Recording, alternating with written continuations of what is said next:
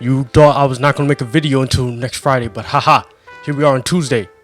And it might come out Wednesday, but I'm gonna try to make it come out today, but haha. Thank you guys again for watching the Pokemon Crystal Clear video. That series is gonna continue, don't worry. This is just a quick review video.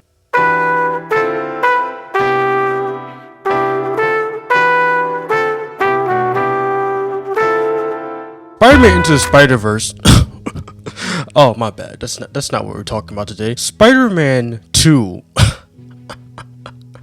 I'm such a klutz today. Haha. This was very written good script.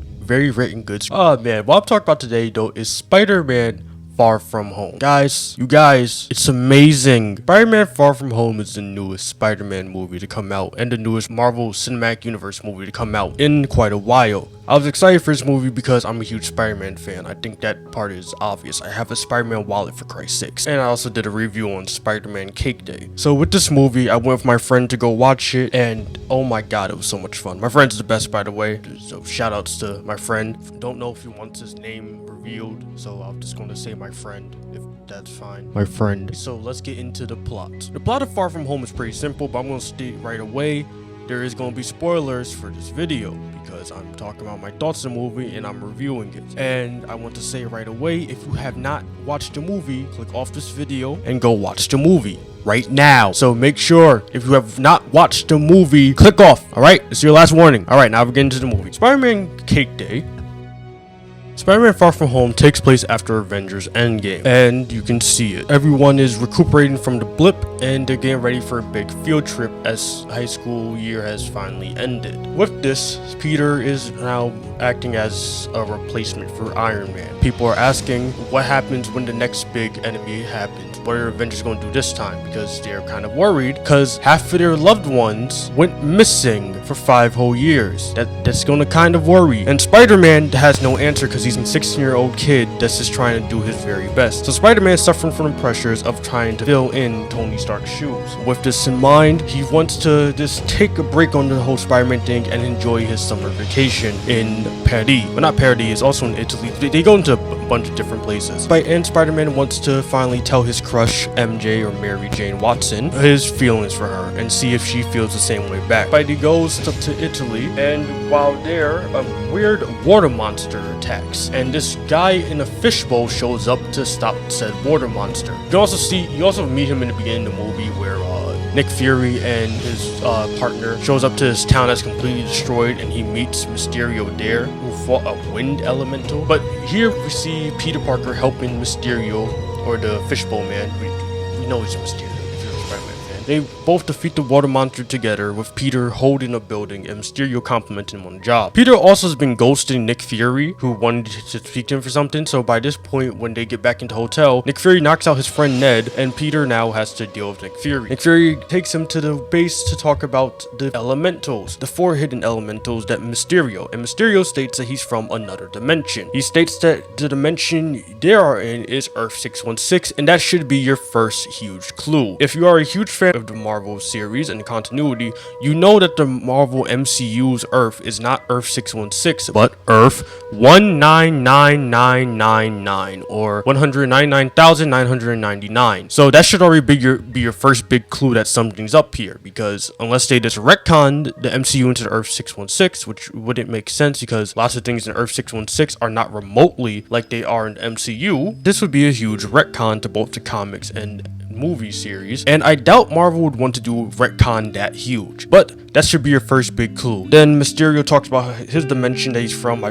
kind of forgot. I think he was from the Ultimate Dimension. I don't remember for sure though. So he states that he comes from a different dimension and he's here to fight the elementals of this world who destroyed his dimension. Nick Fury and Spider-Man must now team up to fight the remaining elementals. So Nick Fury just kind of hijacks his field trip, which is hilarious to say the least. And afterwards, him and Mysterio have some buddy time, and finally they fight the fire monster. Upon defeating the fire monster, Peter decides that, oh right, Tony's glasses. I kind of didn't know how to include this into the plot. Basically midway through, Peter finds out that Tony left him something, which was Edith.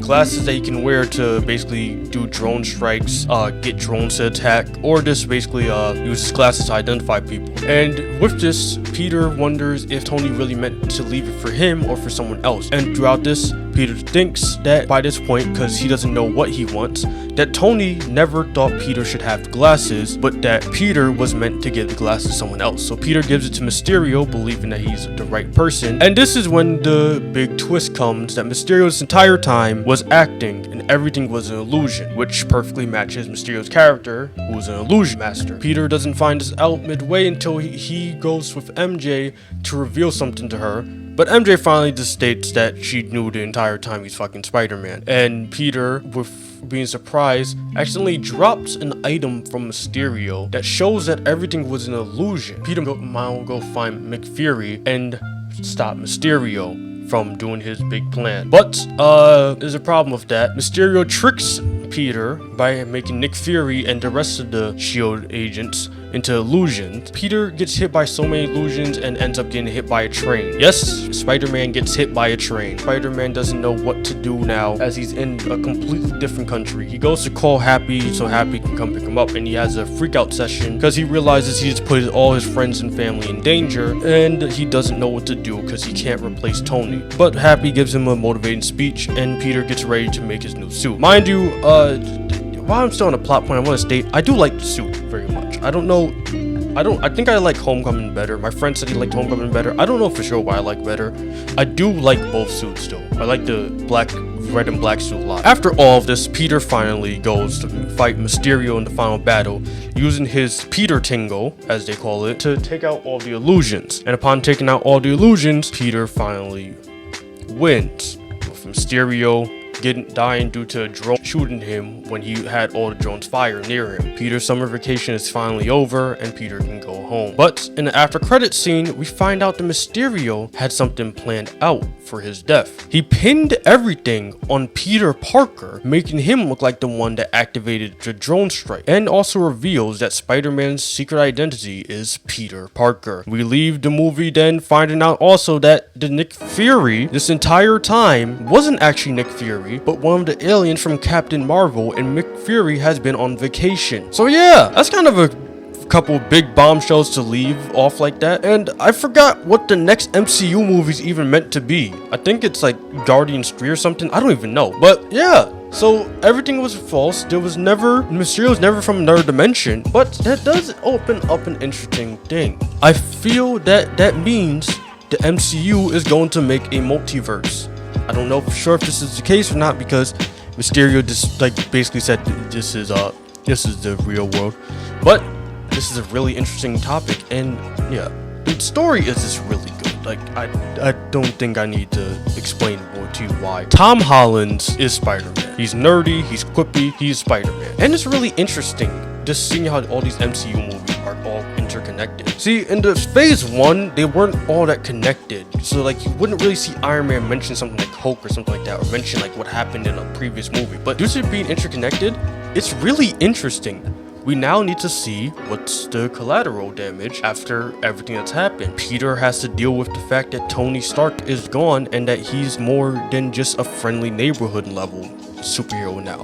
He has to deal with the lost Tony Stark. He has to deal with what decisions he can make, and he mostly has it figured out by the end of the movie. He figures out that, well, if he's not supposed to be replacing Tony, he's supposed to be a better him, and that's how it should be. It's a perfect Spider-Man movie. It's a fun movie too. There's plenty of funny moments, plenty of funny jokes, plenty of high-stake action. Sadly, no Stan Lee cameos though, because I think Endgame was his last one. So this is the ultimate rip to Stan Lee. This one of the best people in the world. The story is really, really, really good. I don't think I need to.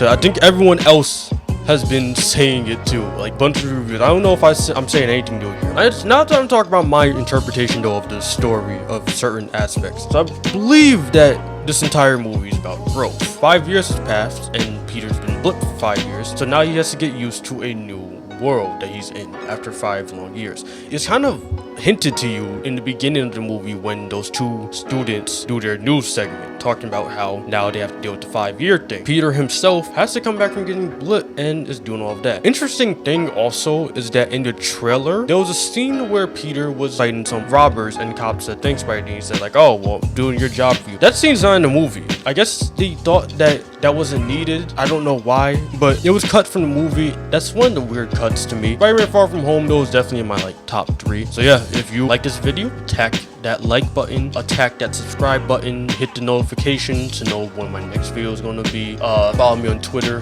Facebook, Instagram, Twitch, and support my Patreon so I can buy food. See you guys next time. Oh, actually, before we even finish, you might have noticed that we have a new person to the Dad Attack lore. That is Goomba. He is a really special guy to me.